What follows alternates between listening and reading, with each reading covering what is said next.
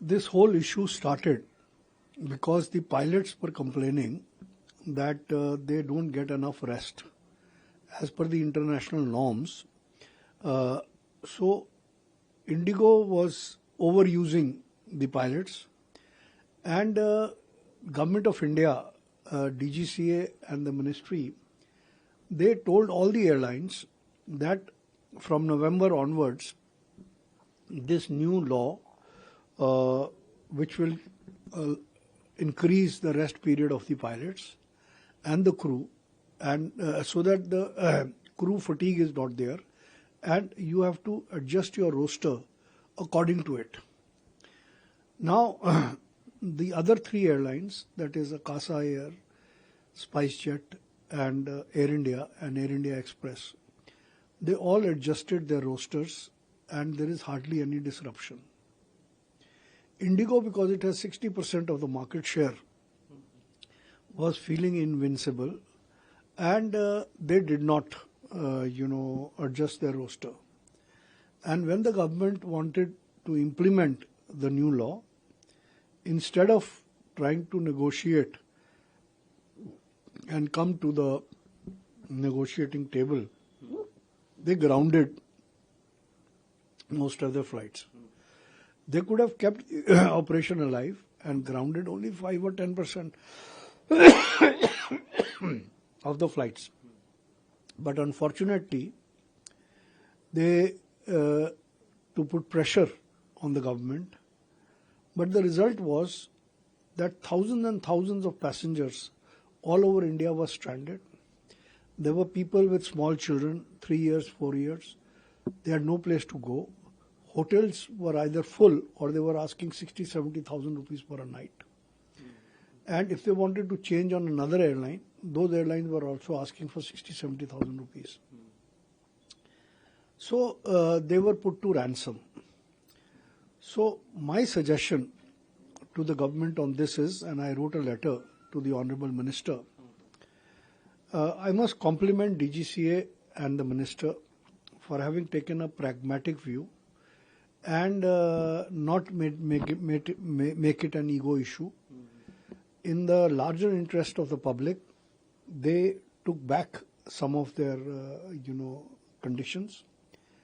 And the Minister, I believe, did not sleep that night, and nor did DGCA officials. And they made a control room also. So I am confident that now, after the government intervention and the Minister's assurance of a strict action, things should come back to normal within the next 24 hours. कि Indigo का जो हुआ है, खुद Indigo management इससे जिम्मेदारी है, pilots नहीं है। मैं पहले आपको क्लियर करना चाहता हूँ। तो आम लोगों में ये आज धारणा होगी कि पायलट की वजह से हमारा हो रहा है, पायलट की वजह से कुछ नहीं हो रहा है। पायलट ने कोर्ट में से ऑर्डर लिया था कि हमें भैया रेस्ट टाइम हमारा लीजिए, 36 घंटा के लिए 48 होना चाहिए। कोर्ट ने ऑर्डर दिया था उनको जून में। जून से आज तक इनका 6 महीना था, वो उनको इम्प्लीमेंटेशन करना था, रोस्टर शेड्यूल करना था 1 नवंबर से। 1 नवंबर से इन्होंने डीजीसीए ने एक्शन ही नहीं लिया। आज एक महीने के बाद वो जग गए। तब तक डीजीसीए क्या कर रही है? इसका मतलब खुला कि डीजीसीए इनको सपोर्ट कर रही है। मेरा ब्लेम है उनके ऊपर। और मैं इसी मांग को बोल रहा हूँ कि डीजीसीए की सीबीआई इंक्वायरी की जाए, इंडिगो और डीजीसीए की सीबीआई इंक्वायरी की जाए। हम तो नहीं करेंगे तो हम पीआईएल भी दाखिल कर रहे हैं इसके अगेंस्ट में कि जनहित में जितने लोगों को तकलीफ हुई पैसेंजर से जिम्मेदार कौन है। आज इतने पैसेंजर का फाइनेंशियल, फिजिकल, मेंटली इतना हैरेसमेंट हुआ है कि आज तक मेरे 40 साल के सर्वे में ऐसा कभी किया उसको देखा नहीं है। पूरे देश में लाखों यात्री प्रभावित हुए, कितने लोगों की परेशानियां बढ़ी है, कितने लोगों की शादी में नहीं जा पाए, कोई बीमार है वहां नहीं जा पाए। आज भी आप एयरपोर्ट पे मौजूद है, देख रहे परिस्थितियां किस तरह की निर्माण। सर इतना जल्दी होने वाला नहीं है, इनका शेड्यूल पूरा डलमाना गया हुआ है। रीड शेड्यूल पहले क्या था आपको बता रहे, एक फ्लाइट चलती थी सुबह 6 बजे, रात को 12 बजे तक चलती थी। 12 बजे रुक जाती थी, शाम को कूलिंग पीरियड, रात को उसको कूलिंग पीरियड में आता तो दूसरे दिन का शेड्यूल टाइम पे हो जाता था। अभी 24 आवर्स पूरा एविएशन चल रहा है।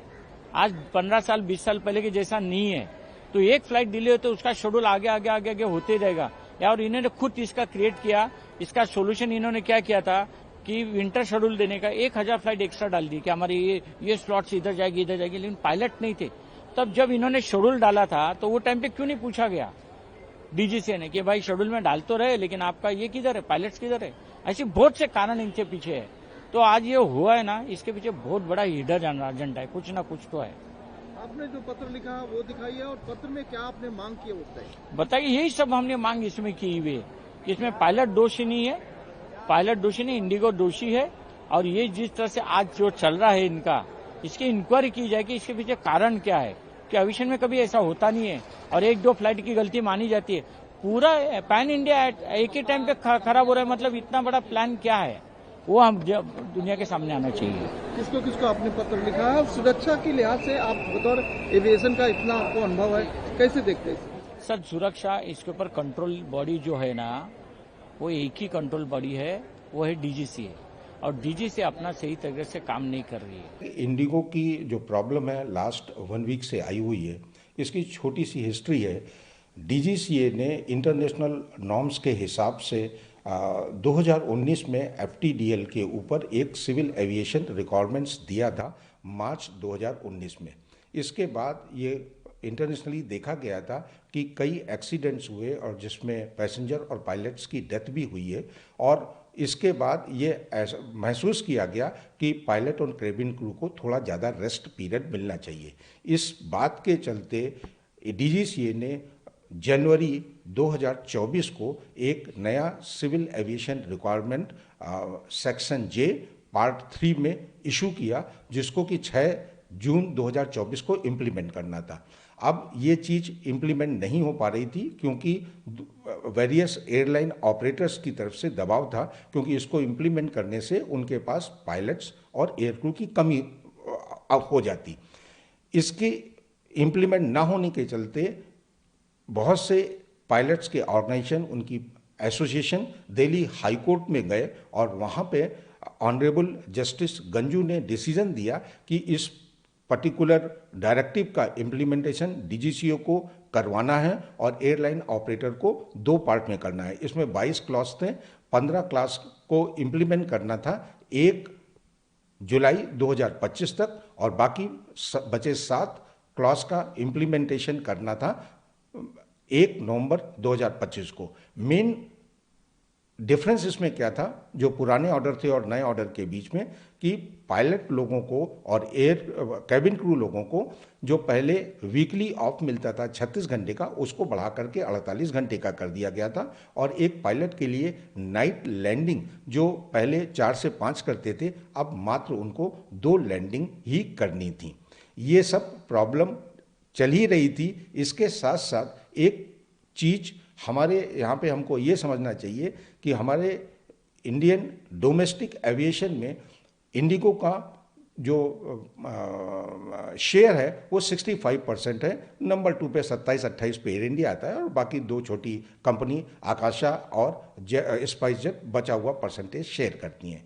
तो इंडिगो के पास इस चीज़ का गुरूर था, और उन्होंने डीजीसीए के साथ मिल करके उनको ये विश्वास था कि उन्होंने कोई भी ये एक्शन नहीं किया, और ये सिचुएशन आई कि उन्होंने सडनली पायलट की कमी, उन्होंने अपना एक प्रेस रिलीज दिया था जिसके अंदर 5-6 पॉइंट बताए थे कि वेदर का इशू है, जहाज अनसर्विसेबल है, डाउन है, क्रू की कमी है, और टीडीएल के जो प्रेजेंट इशू हैं वो रीजंस हैं। ये सारी चीज़ें अनुचित थी। मेन इशू इनका ये था कि इन्होंने इस पर्टिकुलर सर्कुलर का इम्प्लीमेंट नहीं किया था, और इनको ये आभास था कि जब भी ये इसको इम्प्लीमेंट करेंगे इनको एडिशनल क्रू और एडिशनल कैबिन क्रू की ज़रूरत होगी, जिसको के लिए इनके पास 2 साल का समय था। इनको तुरंत कर लेना था, क्योंकि आज की डेट में अगर ये एडिशनल पायलट्स या क्रू को एम्प्लॉय भी करते हैं तो उनके ट्रेनिंग, उनके रूट क्लियरेंस, उनकी टाइप ट्रेनिंग, उनका